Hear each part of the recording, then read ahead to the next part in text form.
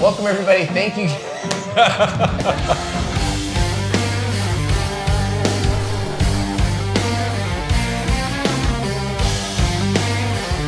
We are here at Fezzari headquarters. We're lucky enough to come down for a pretty fun project that you'll be seeing very soon. Well, Brian, today we're gonna be filming a dissected video with the fun fellas of Fezzari on their new. While we were here, we decided to make a little bit of an extra credit video, if you will, with Tyler Cloward.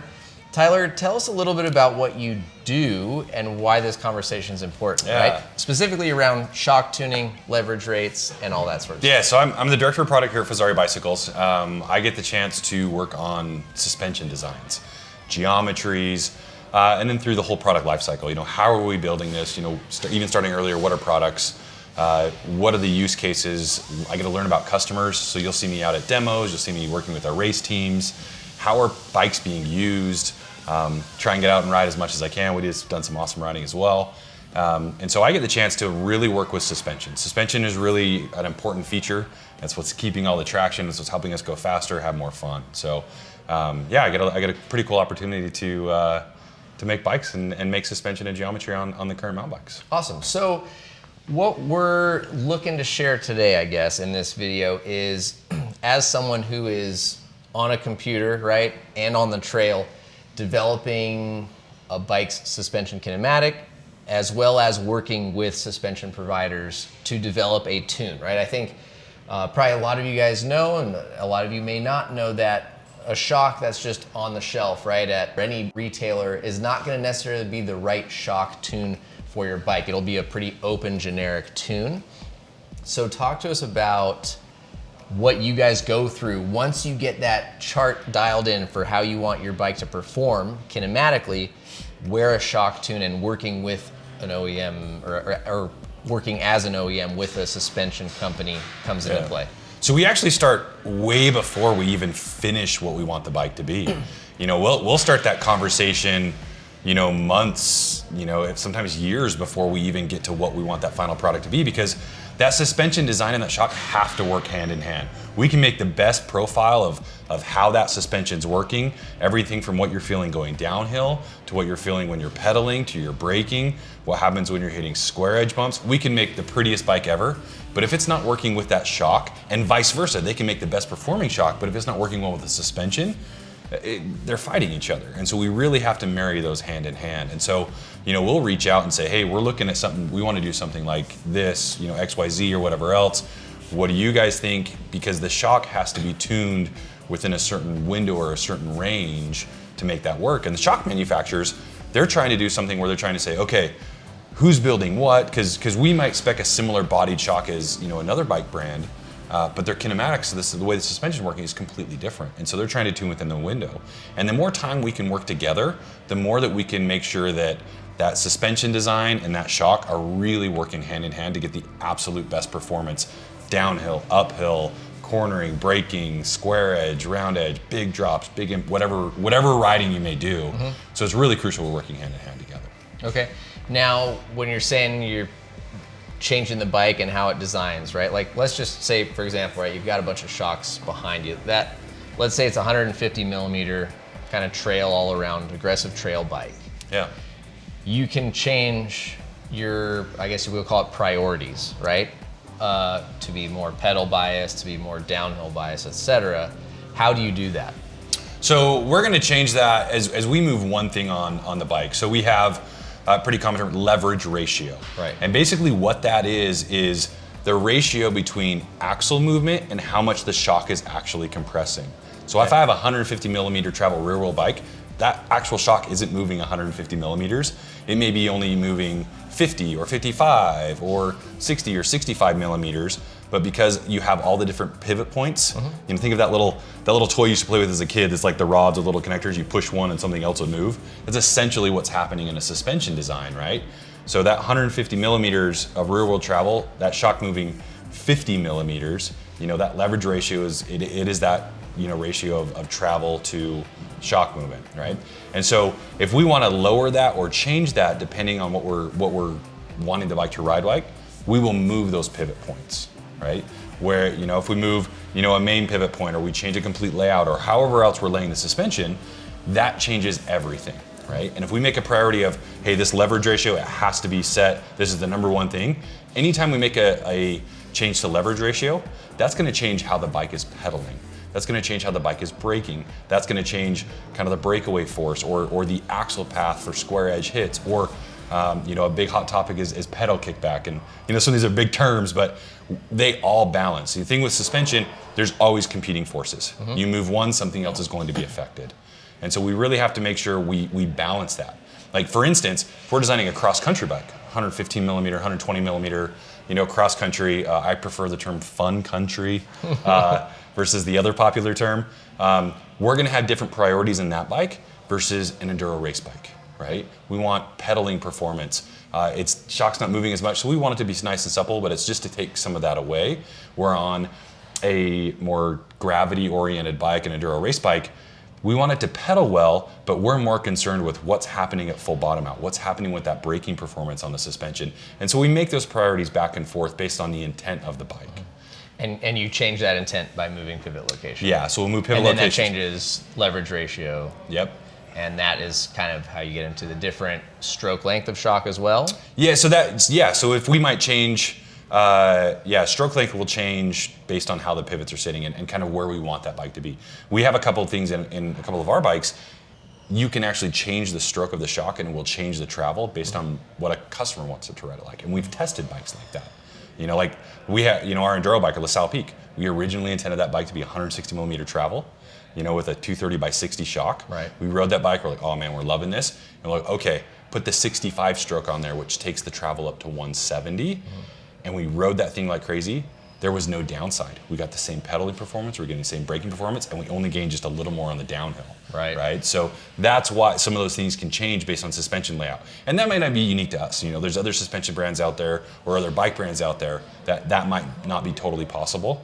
I think we're all trying to do the same things, and it's our approach to getting there and how we want it to perform. So once you've kind of isolated what you want, leverage rate, where you want pivots, the intended application, where you have accepted we're going to make some compromises here, we're going to optimize there, then it comes time to picking shocks. Picking a shock, right? Yeah. So once you've made that decision to pick a shock or a few shocks, because people can buy your bikes and select a couple of different dampers, what is that process? The brand sends you shocks, you guys go out and ride? Yeah, so first of all, it goes way back. We're working with them. We ride everything, right? The other thing that we have to do as well is we have to look at how do we want to package this product. We'll custom build any bike at whatever anybody wants, but we also kind of have set kits. The amount of time that we agonize back and forth of what should we put on here, where's the most performance for value? Are we running the absolute top shelf suspension with all the bells and whistles, or do we need to hit a different price point and maybe, the priority is brakes or drivetrain or whatever else. And that kind of changes based on the bike. So we'll work with the suspension manufacturers and they will send us we'll request different shocks. They'll look at our kinematics, we'll go back and forth, we'll understand how their shocks are working, and we'll work on a tune. So once we kind of pick a tune, then we'll test ride it, we'll put it under different riders. Being big and heavy, I'm 6'4", 260, I'm gonna ride that totally different than one of our other product managers that's 5'10" and 160, right? And so that shock is going to change, and we have to make sure that we pick a correct compression and a rebound tune, knowing what's gonna happen in that range of riders. Let's talk about the different tunes that a brand like, for example, Fox will offer you guys right out of the gate. So we'll start these two shocks are going to work totally different, right? They have different ranges, different windows of compression that they can run with, right? And it's really intended use. Where this is an inline shock, we requested a remote lockout. So this is probably going to be for a cross-country style bike, right? Where there's not going to be as much change in the leverage ratio, where the suspension is kind of helping with that harder hit. So we might rely on a shock, right? Because we're all about pedaling performance with a cross-country shock. So we can go in and dictate, at the top of the stroke or the mid-stroke or the bottom out, how much we want that shock to help control those big hits. And those have to marry together. And so it's all controlling the oil flow in the shock and how that works. but then we also have to dictate what's happening with the rebound, right? Based on our leverage ratio, if we have a really high leverage ratio, we're probably gonna be running higher spring rates. Air shock means higher air pressure, okay? If there's higher air pressure in a shock, we're gonna need more rebound control to control that shock as it compresses. And so that's how all of that works, where we can add compression based on how that oil's flow. We're controlling the oil flow on something like this.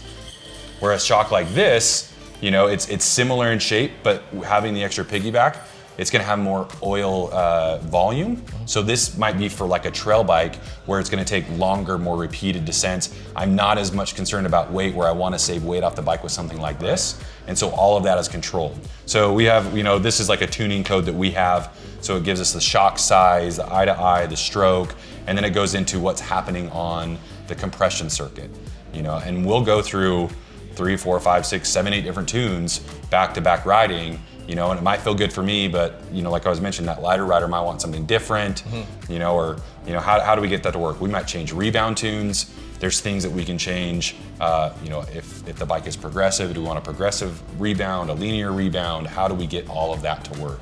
So a shock is not a shock is not a shock if Exactly. you're just looking at 5 and it's got the same measurement, right? The same eye to eye, the same stroke.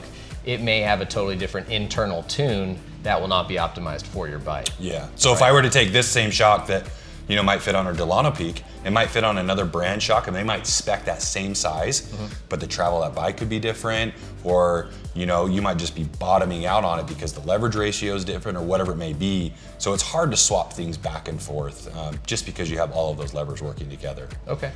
Now the process for you guys is complicated, I'm sure, when you're doing that testing, like you said, because, you know, there could be someone your height that weighs, you know, 50 pounds more and also 50 pounds less, and how that is going to result in a tune development is probably important, right? So that process takes how long roughly, and how many tunes do you go through? Oh man, it really depends on the bike, but we try and get as many feedback. We have we have a close group of testers that we use that we trust their feedback, you know, and a lot of the feedback is like, oh yeah, that feels good.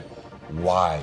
You know, they've come to understand and come to learn. They can tell us exactly what they're feeling. They can interpret that trail feel to actual words and more data-driven information. We'll time segments. We'll work with racers. We'll run things back and forth to see how things are comparable. We'll go out and ride. We'll watch what's happening with suspension balance between their fork. We want that system to be working together. Sometimes it's pretty fast and simple. Other times it can drag out 6, 7, 8 months. Right. A lot of times too, like if we can't get it right, you know, a tune by mail back and forth working the suspension supplier, we'll go to them or they'll come to us. Right. And we'll run stuff with the suspension engineers. Like, we're feeling this, guys. What can we do? And the whole intent is to make sure that we have the best performing bike for riders. We want to make sure whether you're riding loamy single track or rough desert or anything in between, that the shock tune that we're able to pick is really dialed in as close as we can for the widest range of riders. And then we'll even go a little bit further. If there's some custom shock tuning that we need to do, we can really make sure that that's really dialed in and gets set for you. Awesome. Cool, man. Well, thank you very much. Appreciate you sharing, and hopefully enlightening a few people who may not have understood or realized the effort and work and what kind of goes into the back end of just getting to the spot where you pick the right shock and then the tune from that. So. Yeah. Well, thanks for Appreciate coming. it, man. All right. Thank you guys very much for watching. Stay tuned. We'll have some more in-depth suspension talk and tuning videos coming in the future. Leave any questions you might have down below and we'll get back to you guys. Thanks for watching. We'll see you on the trail.